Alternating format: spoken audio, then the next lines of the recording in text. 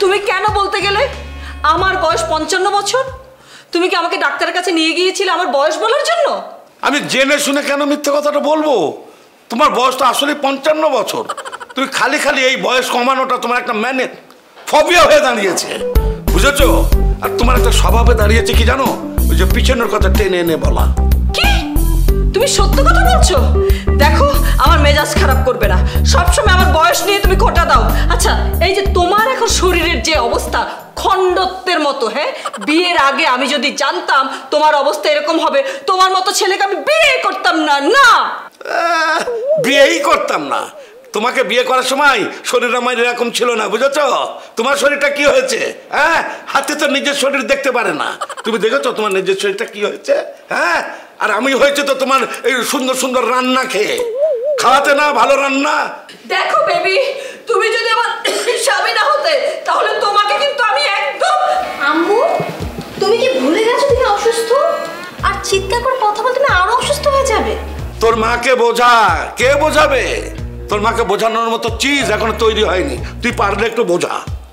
সুমি, তোর বাবাকে কিন্তু বল আমার সঙ্গে খোঁচাখুচি বন্ধ করতে, তা না হলে আমি এখন সোজা রান্নাঘরে যাব, খুন্তিটাকে গরম করব, এনে একদম চোখ দুটো গেলে দেবো। হ্যাঁ, কত বড় সাহস! ডাক্তারকে বলেছে আমার বয়স নাকি 55।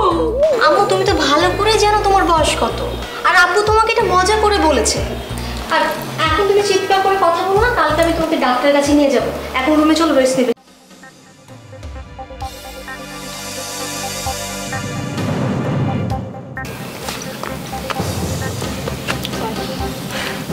বয়স তো কম হলো না, কিন্তু কমন সেন্সটা কবে গ্রো করবো শুনি?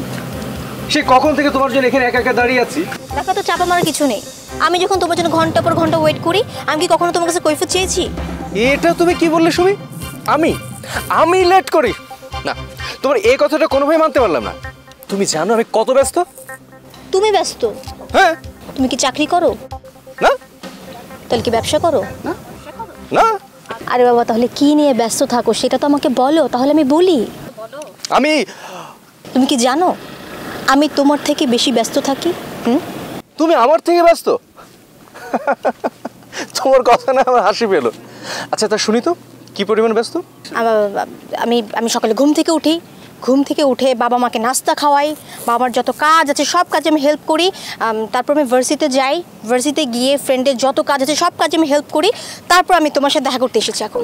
বাহ, তুমি তো দেখছি অনেক কেয়ারফুল একটা মেয়ে। আমি এত লক্ষ্যে একটা কেয়ারফুল মেয়ের সাথে প্রেম করছি, ভাবতে নাই ভালো লাগছে। তবে আমি একটা জিনিস বুঝতে পেরেছি, তুমি শুধু আমার বেলায় কেয়ারফুল না, তাই না? এত চিন্তার কোনো কিছু নেই, যখন সময় হবে ঠিকই কেয়ার পাবে।